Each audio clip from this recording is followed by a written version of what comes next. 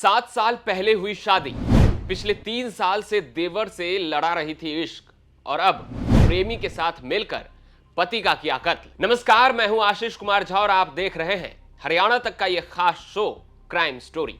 एक बार फिर एक अवैध संबंध ने पति की जान ले ली। जान लेने वाला कोई और नहीं बल्कि मृतक की पत्नी और उसका चचेरा भाई ही निकला। साजिद उत्तर प्रदेश के मुजफ्फरनगर का रहने वाला था। जानकारी के अनुसार 10 जून से वो लापता था, जिसका शव 12 जून की शाम को जींद के एक ईंट भट्टे के पास रेलवे ट्रैक के किनारे मिला। साजिद की गुमशुदगी की रिपोर्ट परिजनों की ओर से पुलिस में दर्ज करवाई गई थी। इसी आधार पर साजिद के शव की पहचान हुई, जिसके बाद पोस्टमार्टम रिपोर्ट के बाद साजिद के शव को घर वालों को सौंप दिया गया। साजिद का शव रेलवे क्षेत्र के अंदर मिला था, तो इसकी जांच भी जीआरपी को करनी थी। अब यहां से साजिद की हत्या की जांच शुरू हुई। जांच में पुलिस को साजिद की पत्नी कुलफसा पर शक हुआ, क्योंकि जहां से साजिद का शव बरामद हुआ था वहां पर कुलफसा के मोबाइल नंबर की लोकेशन ट्रेस हुई थी। यहां पर एक और मोबाइल नंबर की लोकेशन ट्रेस हुई, जो कि साजिद के चचेरे भाई मोहम्मद खालिद का था। पुलिस ने बिना देर किए साजिद की पत्नी कुलफसा से पूछताछ की, जिसमें उसने हत्या की बात कबूल कर ली। कुलफसा ने बताया कि करीब 7 साल पहले उसकी शादी साजिद से हुई थी। शादी के बाद से वो अपने ससुराल में रह रही थी। साजिद और कुलफसा का 5 साल का एक बेटा भी है। ससुराल में रहने के दौरान करीब 3 साल पहले साजिद के चचेरे भाई मोहम्मद खालिद, जो कि रिश्ते में उसका देवर है, उससे उसका अफेयर शुरू हो गया। कुलफसा और खालिद के अफेयर का पता साजिद को लग गया, तो करीब 2 महीने पहले कुलफसा अपने पति के पास जींद के सफीदो आ गई। सफीदो में साजिद ईंट भट्टे में मजदूरी करता था। 2 महीने में ही कुलफसा की बेचैनी बढ़ गई और वो खालिद से मिलने के लिए तड़पने लगी। अब कुलफसा साजिद को रास्ते से हटाने का प्लान बनाने लगी। इसी क्रम में उसने 10 जून को अपने आशिक देवर खालिद को यूपी से सफीदो बुला लिया। प्लान के मुताबिक कुलफसा ने खालिद को रेलवे लाइन के पास झाड़ियों में छिपकर बैठने को कहा। प्लान के मुताबिक कुलफसा ने देर रात साजिद को टॉयलेट करने के बहाने रेलवे ट्रैक पर ले गई, जहां पर उसने खालिद के साथ मिलकर साजिद पर चाकू, डंडे और पत्थर से हमला किया और साजिद की हत्या कर दी। जानकारी के मुताबिक हत्या करने के बाद कुलफसा ईंट भट्टे पर खड़े टैंकर पर पहले नहाने गई, क्योंकि उसके कपड़ों में साजिद का खून लगा हुआ था। नहाने के बाद वो वापस घर आ गई। इधर हत्या करने के बाद खालिद वहीं से मुजफ्फरनगर वापस लौट गया।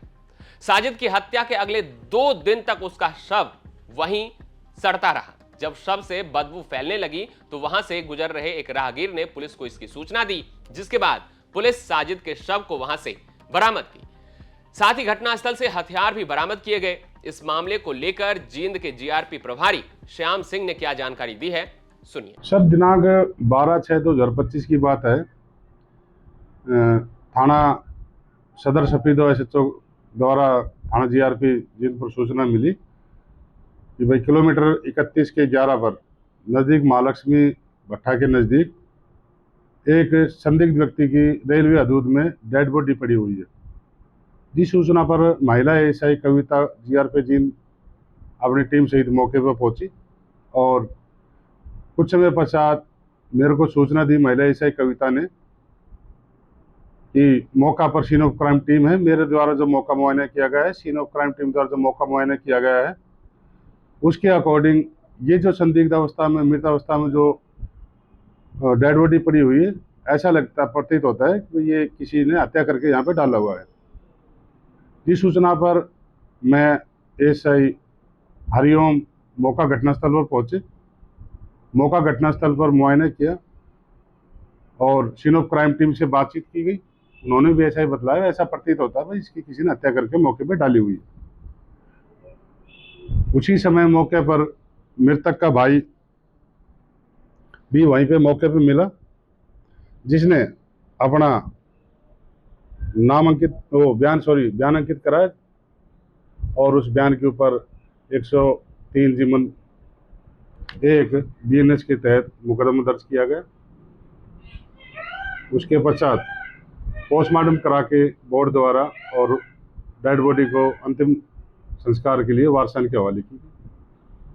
उसके पश्चात उच्च अधिकारी जो हमारे एसपी साहिबा श्रीमती नीतिका गहलोत आईपीएस अम्बाड़ा कैंट के दिशा निर्देश अनुसार इस मुकदमे में हमने काम किया है और उच्च अधिकारियों के आदेश अनुसार ही हमने अभी तक की जो तफ्तीश की है उसमें हमने जो सफलता हासिल की है, दिनांक 14/6/2025 को संदेह के आधार पर मृतक साजिद की पत्नी को अभियोग में हमने शामिल जांच किया और शामिल जो जांच के दौरान मृतक की पत्नी गुलबशाह ने अपना जुर्म कबूल किया। मृतका की पत्नी के मोबाइल नंबर की कॉल डिटेल निकलवाई गई, जो घटना वाले दिन मौके पर उसकी मौजूदगी पाई गई और उसने अपने जुर्म कबूल किया है। डिस्क्लोजर में अपने सह अपराधी का भी खुलासा किया है, जो मृतक के सगे चाचा का लड़का खालिद है और गांव बड़ौदा, थाना बुडाना, जिला मुजफ्फरनगर, यूपी के रहने वाले हैं।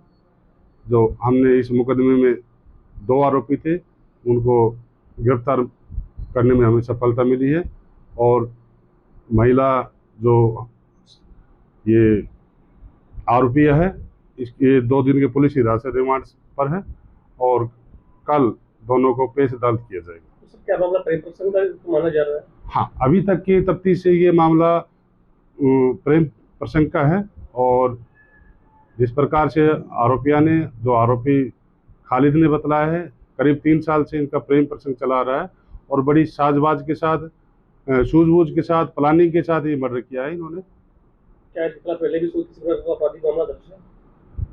नहीं, इनके ऊपर पहले से कोई आपराधिक मामला दर्ज नहीं है।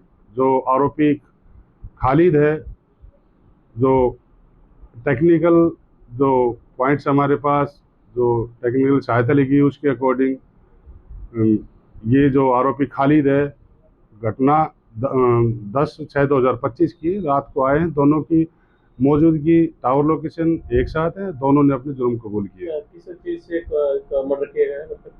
मौका घटनास्थल से सीन ऑफ क्राइम टीम और हम जो वहाँ मौके पे थे तो वहाँ पे लकड़ी के डंडे थे जिसके 2-3 टुकड़े हुए थे और कुछ पत्थर थे जिनके ऊपर ब्लडिंग लगी हुई थी, साथ में चाकू भी गिरा हुआ था।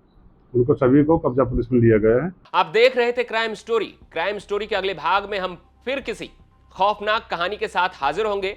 तब तक हरियाणा से जुड़ी तमाम खबर देखते रहें हरियाणा